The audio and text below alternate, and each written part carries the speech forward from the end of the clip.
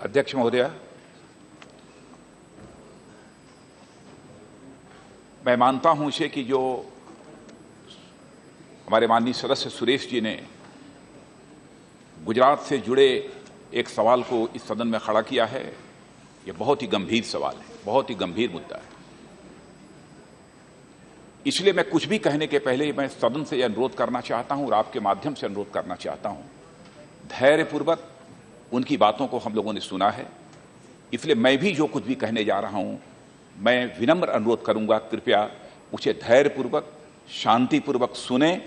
प्रतिक्रिया यदि आपको कोई व्यक्त करनी हो तो हमारा स्टेटमेंट समाप्त होने के बाद ही प्रतिक्रिया व्यक्त करें, सिर मत हिलाइए। यदि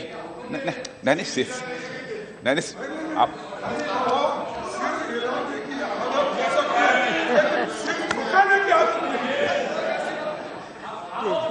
खड़गे जी मैंने एक लफ्ज भी नहीं बोला, एक लफ्ज भी नहीं बोला है, प्लीज। और मैं आपको यकीन दिलाता हूं कि जब कभी आप खड़े हुए हैं तब भी न मैंने बोला है, यदि इधर से हमारे पक्ष से यदि किसी ने आवाज उठाने की कोशिश की है तो हम लोगों ने बराबर उसे दबाने की ही कोशिश की है, बस शांति कायम करने की कोशिश की है। इसलिए अध्यक्ष महोदय, मैं अनुरोध करना चाहता था कि जो कुछ भी मैं कहने जा रहा हूं, कृपया वह शांतिपूर्वक उसे एक बार सुने। गुजरात में 11 जुलाई को जो भी घटना घटित हुई है, सबसे पहले तो उसे बहुत ही दुर्भाग्यपूर्ण घटना मानता हूं और उसकी कठोर शब्दों में मैं निंदा करता हूं। और सदन को मैं यह भी जानकारी देना चाहता हूं अध्यक्ष महोदय कि 11 जुलाई तक हमारे प्रधानमंत्री दुनिया के दूसरे देशों के दौरे पर थे। Please, this is not the way.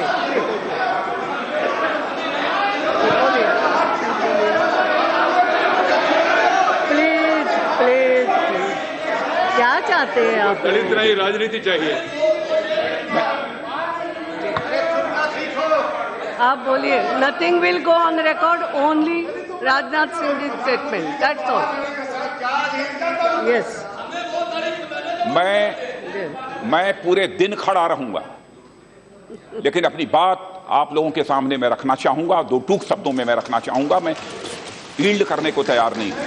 अब हाँ, तो सुनिए कृपया, आपको जो भी प्रतिक्रिया व्यक्त करनी हो, मेरी बात समाप्त होने के बाद आप करिए, मैं उसका स्वागत करूंगा। उस पर जो कुछ भी मुझे कहना होगा मैं कहूंगा। मैं ये कह रहा था अध्यक्ष महोदय कि 12 तारीख को लौटने के बाद तुरंत उन्होंने मुझे टेलीफोन करके वो अपने रेजिडेंस पर बुलाया और बुलाने के बाद उन्होंने जहां अन्य घटनाओं की चर्चा की, उसके बाद शाम को उन्होंने इस घटना की जानकारी प्राप्त होने पर उन्होंने उसकी चर्चा की और उस पर बहुत ही इसको जहां कंडेम किया उन्होंने प्रधानमंत्री जी ने। मैंने देखा कि स्वयं इस घटना को लेकर वो बहुत ही दुखी थे, आहत थे। मैं इस घटना का उल्लेख तो वैसे सुरेश जी ने किया है अपने स्टेटमेंट में, लेकिन मैं भी उसकी बहुत ही संक्षिप्त में जानकारी अध्यक्ष महोदय यहां पर रखना चाहूंगा।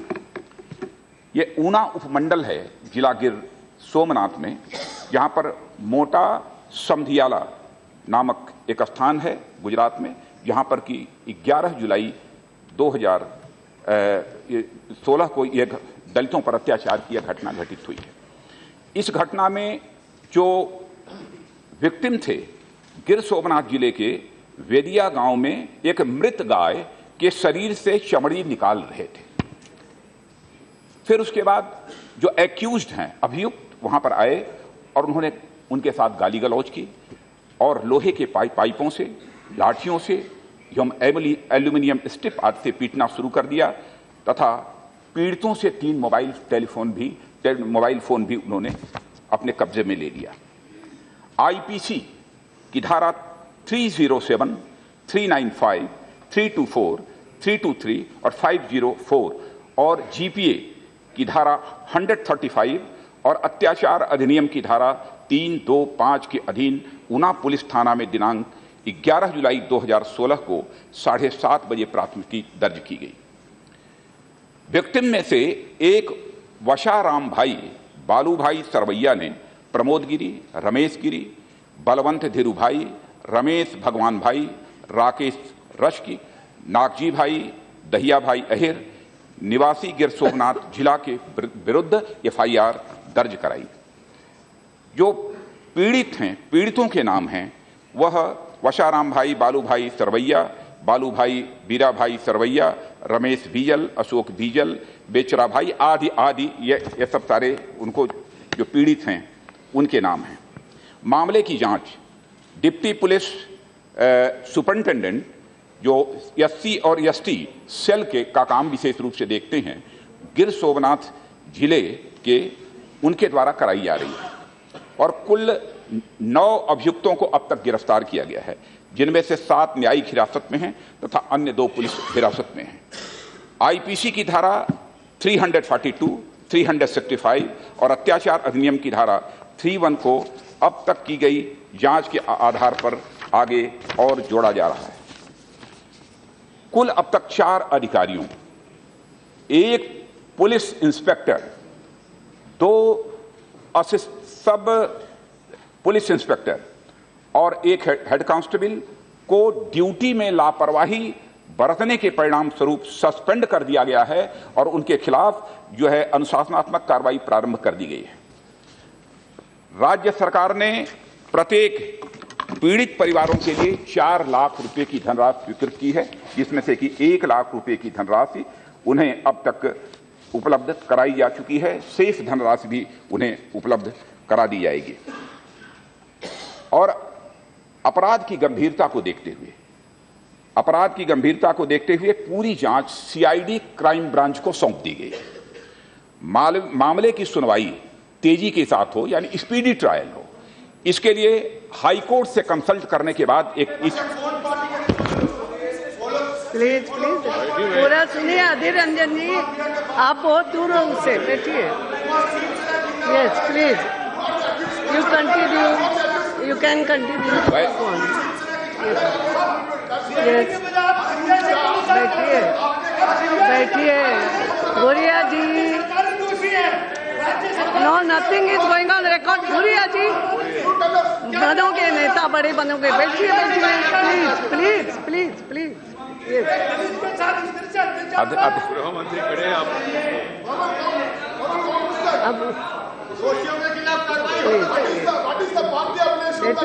सुरेश जी, आपकी बात सुनी गई ना, बैठिए। बाद में बोल सकते हैं, अभी बैठिए ना। यस अध्यक्ष, this is not the way, this is not. Yes yes, आप यहाँ बोल के आप अपना स्टेटमेंट करिए। ये अब क्या करें, उन्होंने वो अख्तियार किया है। मैंने बीमारी, मैं समझता हूँ कि कोई भी बीमारी हो तो उसको तो हम सभी लोग मिलजुल कर दूर कर सकते हैं। मैं यदि धैर्यपूर्वक सुनता हूँ तो ये अपेक्षा भी करता हूँ। और मैं अध्यक्ष महोदया, मैं ये कहना चाहता हूँ कि यदि यह सवाल पूछना है, उसका उत्तर मुझसे हासिल करना है, तो मेरे बोलने के बाद आप पूछ सकते हैं, उसमें मुझे कोई आपत्ति नहीं। कृपया मेरी बात सुन लें। मैं ये जानकारी दे रहा था कि अब तक हमारी गुजरात सरकार ने क्या क्या कार्रवाई की है और उसके लिए एक स्पेशल कोर्ट बननी चाहिए। और लेकिन स्पेशल कोर्ट बनाने का काम बिना हाई कोर्ट की कंसेंट के नहीं हो सकता, लेकिन हमारी राज्य सरकार कोशिश कर रही है कि एक स्पेशल कोर्ट बनाई जाए इसकी हियरिंग के लिए, ताकि जल्दी से जल्दी सुनवाई हो सके और जो भी दोषी हैं उनको जल्दी से जल्दी दंडित किया जा सके। और इस मामले के लिए एक विशेष लोक अभियोजक को सरकार के द्वारा नियुक्त किया जा रहा है। जांच अधिकारी को 60 दिनों में न्यायालय में चार्जशीट प्रस्तुत करना है, यह भी कहा गया है। 7 पीड़ितों में से जो कि हॉस्पिटल में एडमिट थे, 4 को उपचार के बाद रिहा किया जा चुका है और 3 पीड़ित राजकोट सिविल हॉस्पिटल में उपचार करा रहे हैं और उनकी देखरेख ठीक तरीके से हो रही है। सभी पीड़ितों के इलाज का खर्च राज्य सरकार के द्वारा वहन किया जा रहा है अध्यक्ष महोदया। और वहां पर हमारे गुजरात सरकार के कई मंत्री स्वयं हॉस्पिटल पहुंचकर उन्होंने उनके कुशलक्षेम को पूछा है और साथ ही ट्रीटमेंट ठीक तरीके से चल रहा है कि नहीं चल रहा है, उन लोगों ने स्वयं बतलाया है कि हमारा ट्रीटमेंट ठीक तरीके से चल रहा है। इस बात की भी जानकारी दी है। मैं महोदया सचमुच गुजरात सरकार को इसके लिए बधाई देना चाहता हूं कि इस दुर्भाग्यपूर्ण घटना के घटित होने के बाद जितनी तेजी से और जितनी प्रभावी तरीके से कार्रवाई की है, उसकी जितनी भी प्रशंसा की जाए वह कम है। लेकिन अध्यक्ष महोदया, मैं यह मानता हूं कि दलितों पर जो इस प्रकार की अत्याचार की घटनाएं होती हैं,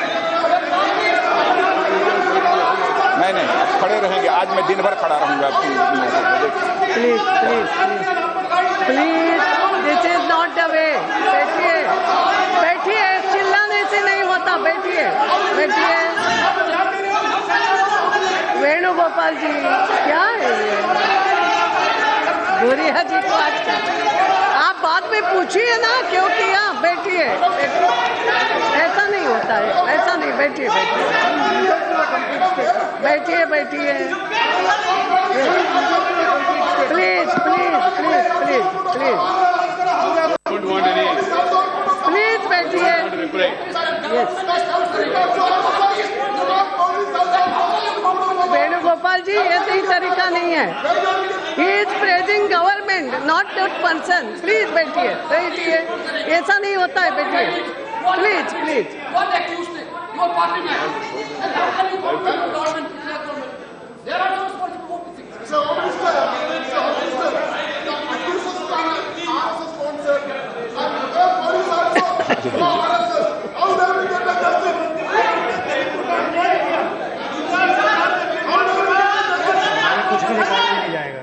कोई record, nothing is going on record. ये शून्यकाल हो जाएगा, सही में शून्यकाल। Nothing is going on record. केवल चिल्लाना हो तो चिल्ला सकते हैं। भगवान जी, आप बैठिए बैठिए।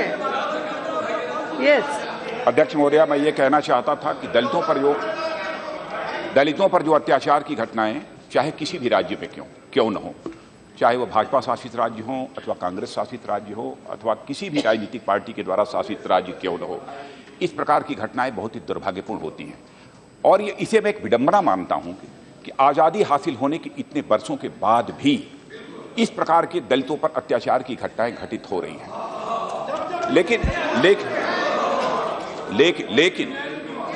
लेकिन मैं यह मानता हूं अध्यक्ष महोदया, यह एक बहुत बड़ी सामाजिक बुराई है, सोशल इविल मानता हूं, और इसे एक सोशल प्रॉब्लम मैं मानता हूं। और मैं सभी राजनीतिक दल के नेताओं से मैं अपील करना चाहता हूं, इस बहुत बड़ी एक सोशल इविल को, एक सोशल प्रॉब्लम का यदि हम समाधान करना चाहते हैं तो इसे एक चुनौती के रूप में हमें स्वीकार करना पड़ेगा और हम सभी को एकजुट होकर इस बुराई को अपने भारत देश से समाप्त करना पड़ेगा।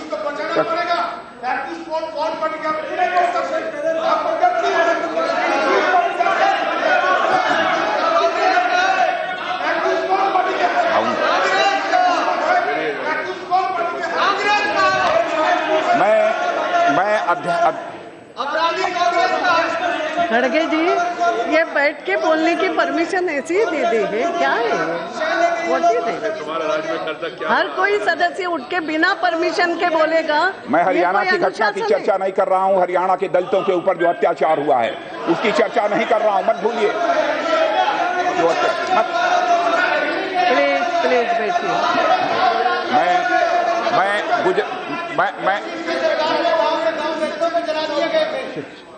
अरे भाई, है सब कुछ है डिटेल हमारे पास। ये सुनना नहीं चाहते क्यों ये सुनना नहीं चाहते। आप सुनिए प्लीज प्लीज प्लीज। वेणुगोपाल जी, आप जो बोलेंगे सब मैं सुनूंगा, लेकिन जो मैं बोल रहा हूं कृपया आप सुन लीजिए।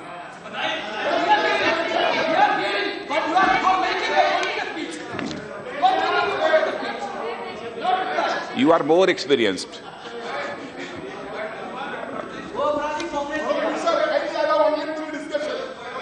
चलिए,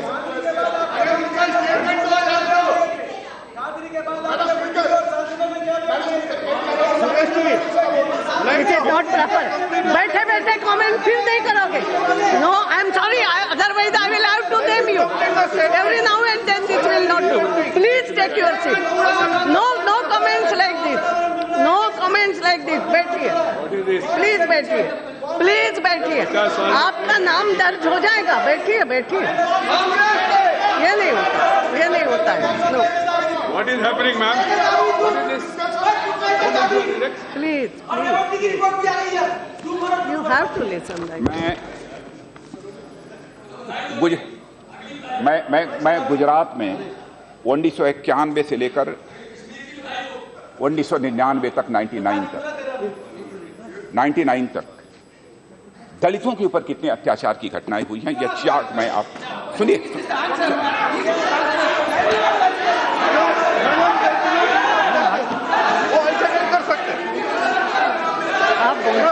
चलिए मैं अभी इन लोगों ने माइंड मेकअप कर लिया है वॉकआउट करने का, मुझे तो ऐसा लगता है।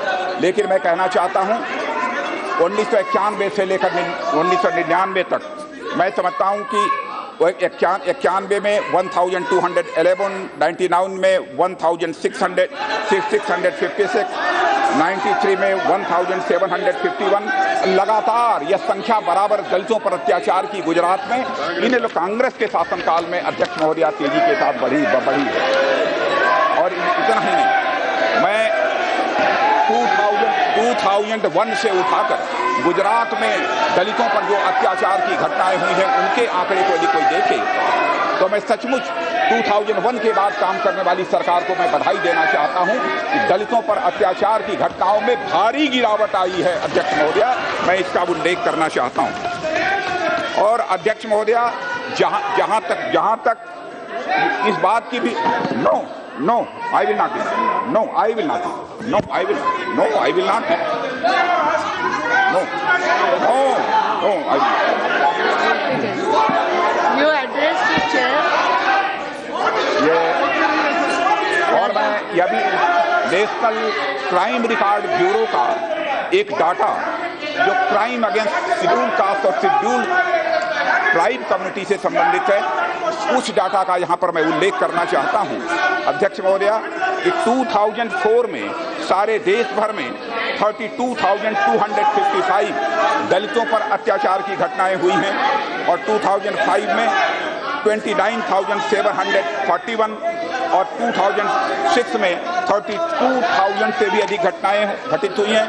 2007 में 35,000 से भी अधिक घटनाएं घटित हुई हैं और 2008 में 38,000 से भी अधिक घटनाएं घटित हुई हैं और 2009 में भी 37,000 से अधिक घटनाएं घटित हुई हैं। यह हम लोगों की हुकूमत नहीं थी, हमारी सरकार नहीं थी। यह सरकार यदि किसी की तो आप सबकी ही सरकार थी, हम लोगों की सरकार नहीं थी। हमारी सरकार के द्वारा मैं इतना यकीन दिलाना चाहता हूं कि सामाजिक बुराई को, इस सामाजिक समस्या को समाप्त करने के प्रति हमारी सरकार पूरी तरह से प्रतिबद्ध है। और अध्यक्ष महोदया, इस सरकार के 2014 में बनने के बाद और हमारे प्रधानमंत्री श्री नरेंद्र भाई जी मोदी के द्वारा जो भी गरीबों के लिए, दलितों के लिए और साथ ही साथ अनुसूचित जनजाति के लोगों के लिए जो कदम उठाए गए हैं, मैं समझता हूं स्वतंत्र भारत के इतिहास में इस प्रकार के कदम कभी नहीं उठाए गए हैं। मैं आपका यहां पर उल्लेख करना चाहूंगा अध्यक्ष महोदय, यहां पर मैं उल्लेख करना चाहूंगा कि गरीबों के हालात में सुधार होना चाहिए। हिंदुस्तान के गरीबों की आजादी हासिल होने के बाद हिंदुस्तान के बैंकों तक नहीं हो पाती थी, भारत की आर्थिक मुख्य धारा से नहीं जुड़ पाए थे। पहली बार किसी सरकार ने, किसी प्रधानमंत्री ने यदि हिंदुस्तान के दलितों को, हिंदुस्तान के गरीबों को, हिंदुस्तान के अनुसूचित जनजातियों को आर्थिक मुख्य धारा से प्रधानमंत्री जनधन योजना के माध्यम से जोड़ने का काम यदि किसी ने किया है तो हमारे प्रधानमंत्री ने किया है। भविष्य के प्रति, भविष्य में भी उनको आर्थिक अनिश्चितता का वातावरण उनके जीवन में न रहे, उसको दूर करने के लिए कई बीमा योजनाएं भी उन्होंने प्रारंभ की हैं। इतना ही नहीं, गरीबों की आर्थिक हालात में सुधार होना चाहिए। केवल इसीलिए अनुसूचित जाति और अनुसूचित जनजाति के लिए अध्यक्ष महोदया उन्होंने स्टैंड अप एक कार्यक्रम प्रारंभ किया है कि विदाउट रेट ऑफ इंटरेस्ट उन्हें या कम रेट ऑफ इंटरेस्ट पर उन्हें लोन मुहैया कराया जाता है। इस प्रकार के कार्यक्रमों के माध्यम से ज्यादा कुछ न कहते हुए मैं इतना ही कहना चाहता हूं अध्यक्ष महोदया कि हमारी सरकार सचमुच इस प्रकार दलितों पर होने वाले अत्याचार को, चाहे वह अनुसूचित जाति हो, अनुसूचित जनजाति हो, हम एक बहुत बड़ी बुराई मानते हैं और इसकी हम निंदा करते हैं और यह भी यकीन दिलाना चाहते हैं कि इस बुराई को समाप्त करने के लिए जहां पर हमारी सरकार की प्रतिबद्धता है, वहीं पर पूरे सदन से भी मैं अपील करना चाहता हूं कि हम सबको मिलजुल कर इस बुराई को चुनौती के रूप में स्वीकार कर इसे समाप्त करने के लिए अपनी प्रतिबद्धता व्यक्त करनी चाहिए। यही निवेदन करते हुए अपनी बात समाप्त करता हूं। Thank you.